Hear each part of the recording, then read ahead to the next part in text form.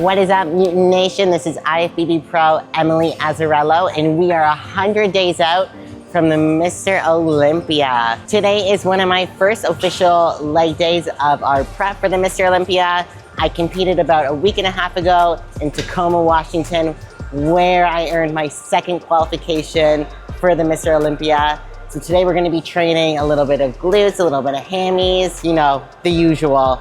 And today I'm gonna be talking about, you know, the beginnings of getting into bodybuilding, how I got into it, and what made me actually choose the wellness division. So we are starting with the Adduction Machine. It is one of my weaker areas, I feel like, so we're gonna start with that. I'm gonna do 2 warm-up sets, just get that blood flowing, and then I'm gonna do 3 working sets. My last working set though, is gonna be a rest pause set.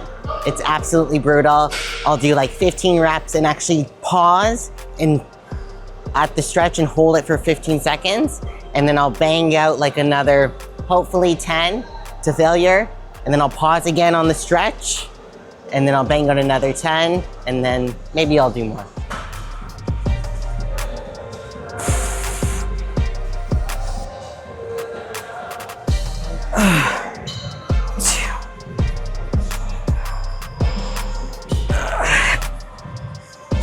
Ooh. Oh, it's that stretch that just like makes it so much worse. All right, so we're doing 3 sets of Smith machine or barbell step-ups. For this, when you come down, the goal is to try and come down as slow as possible. And I like to just tap my foot and then come right back up. You don't want to just drop all the weight back down. Just come down nice and slow and controlled.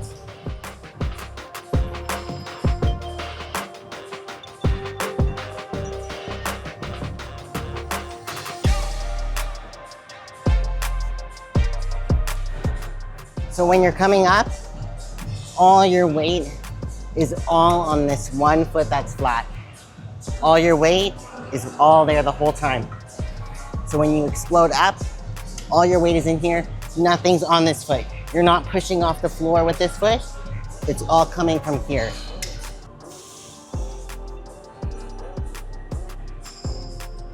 So I probably got into bodybuilding about 9 years ago, but I honestly didn't take it seriously until like maybe 6 years ago. I did the bikini division for too long, way too long. But at the time there was no wellness. And then when they did release wellness, I didn't think I could do it. I spent 2 years trying to get smaller, trying so hard to fit this bikini criteria. And I just felt like if I switched, I'd have years and years of catching up to do. And watching these Brazilian girls train, it was intimidating. And I just felt like I did not have that, you know, that mental strength or that physical strength to like go through that. But who would have thought here I am today doing it. Every year you kind of level up, you find new ways to get better, to make things harder. And that's actually something I love about bodybuilding. If you have an open mind and you're always willing to learn, you just constantly evolve and you just get better at what you do. I'm gonna be doing 2 sets of cable glute kickback. Both sets are gonna be a rest pause set. When I pause, I'm actually not really letting the weight go. I'm just letting it hover. I'm gonna pause here for about 10 seconds and then bang out more. We're not dropping the weight. We wanna keep that tension the whole time.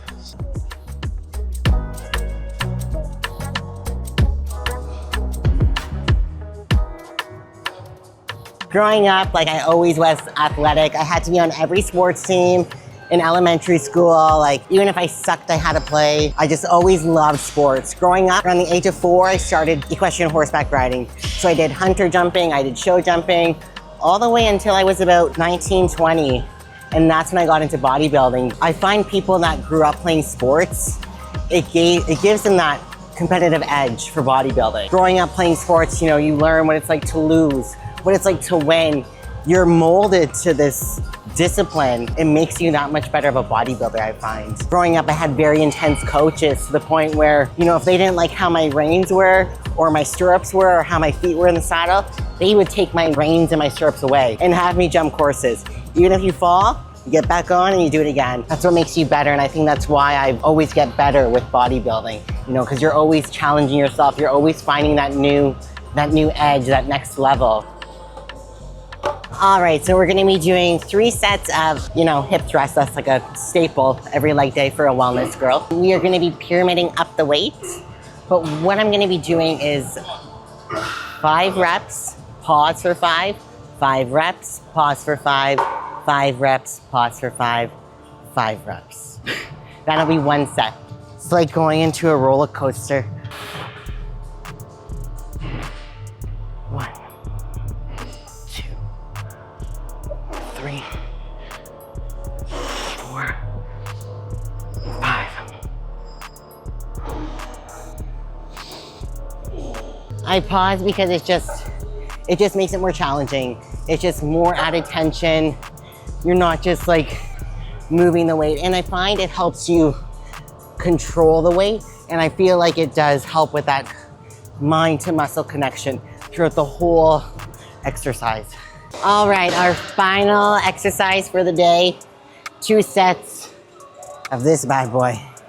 You never see anyone use it. The least amount of weight you put on it, the harder it is.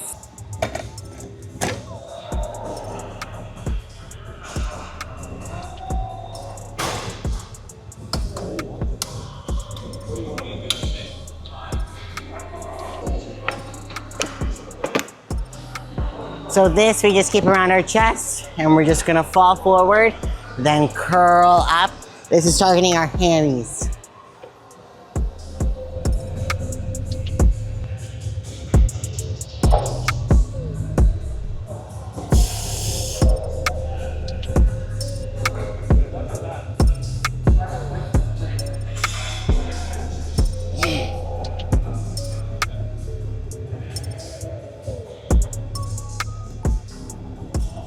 It's like a bicep curl, but for your hand.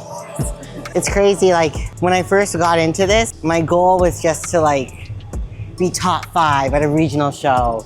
And you know, I always watched all these NPC news videos and, you know, paid attention to like the latest shows going on, looked at all the photos. And it's so crazy to think like, you know, I placed top 5 at my first regional show.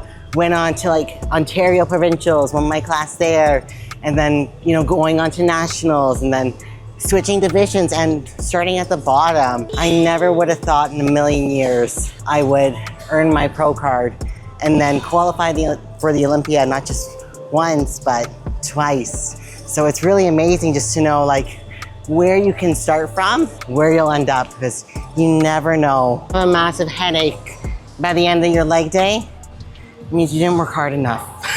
That's what someone told me. So now every time I strive for that. All right, guys, thanks for tuning in to episode 1 here at Mutant Nation. Stay tuned for episode number 2.